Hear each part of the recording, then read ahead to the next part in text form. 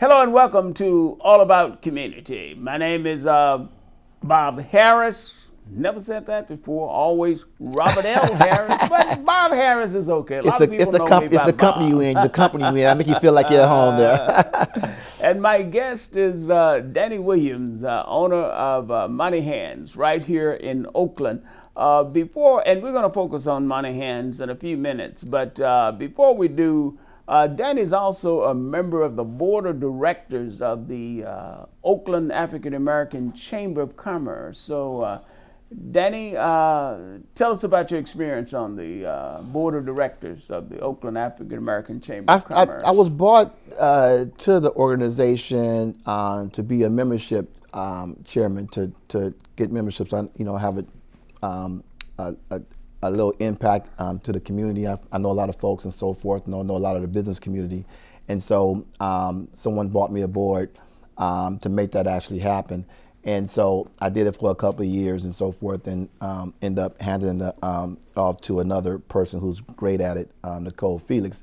But with the OACC, it's been a great experience. I mean, like the 100, I've always wanted to give back.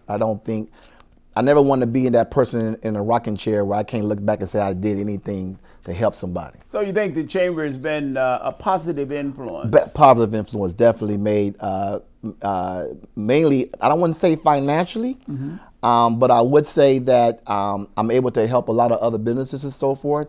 And they always say the teacher make learn more than the student. And repeating myself and so forth and getting and showing sharing my experiences allowed me to be more excellent in what I do, as far as. Now let's talk specifically about Money Hands and how you became involved with Money Hands. I believe that you've been the owner there for over a year. Yes, it's been over a year. It's funny because I have multiple businesses, and so I'm the kind of person that wait till I get the business in place. It's in the black, is working. I have a fail-safe plan in case something goes wrong with the employees that I have in place. And once I have that all established, then I looked to try to conquer something else. And I always wanted a restaurant. And this is your first restaurant? This is my first first owner restaurant. I've worked around restaurants. I've been around owners of restaurants, and I've put my 2 cents in. This is the first one you've owned? It's the first one I've actually owned, yeah. And the reason why it's the first time, because I have other streams of income. So I would never ever depend on a restaurant being my being my source of income, because it's too volatile. Now you did something that I noticed that I haven't seen too many people do and survive.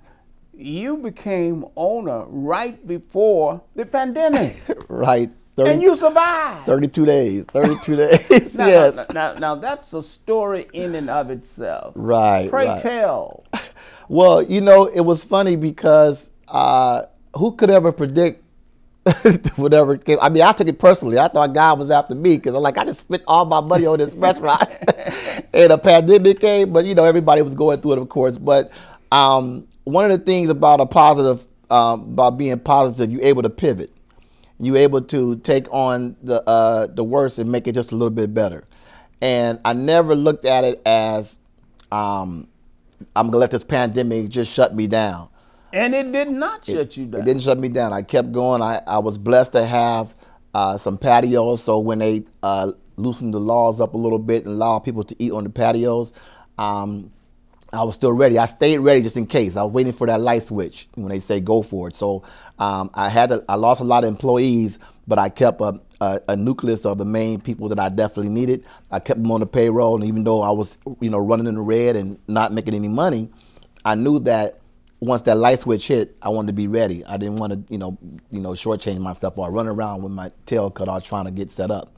So it was an investment for me. So that's the way I looked at it, just stay positive. Now you kept the name of Money Hands. Why? So I actually put a D in front of it. So it's actually D Money Hands, which is on record. So people still say Money Hands, but all I did is I notice the D. Yeah. I added D is for Danny. Yeah, D is for Danny. So I just, the restaurant, it was already established. It already had, already had a name and so forth. So, why reinvent the wheel? I didn't want to, stop the locals from coming. I didn't want to stop the, the people that's been going there all these years. And I also monitor it, several months before I purchased it. So I seen the people that was there and so forth, and I wanted to keep that coming.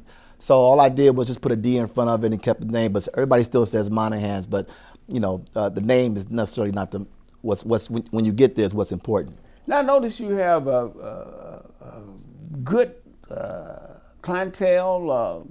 Look like a very mixed racially. Yes. Clientele. Yes. How were you able to keep that clientele? Well, marketing is a key, and so when you market, you got to market to everybody, not just a certain region, a certain area, and so forth. And I didn't lean a lot on a lot of people that I know. There was a nucleus of folks that obviously know what I do, every day of the week, but not everybody knew that. And so I didn't promote it to a certain area. I just kept it going the way it was going. It already had a mixed clientele. I didn't want to change that.